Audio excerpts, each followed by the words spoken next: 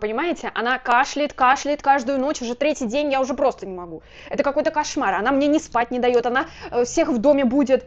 Просто мне уже кажется, что скоро соседи за мной придут и на меня заявку напишут, что я за ребенком своим не ухаживаю. Просто ощущение, что она сейчас легкие выплюнет. Каша, вы знаете, сухой, раздирает. А потом, когда она встает, у нее будто бы вот она хочет что-то вывести из себя, но она не может.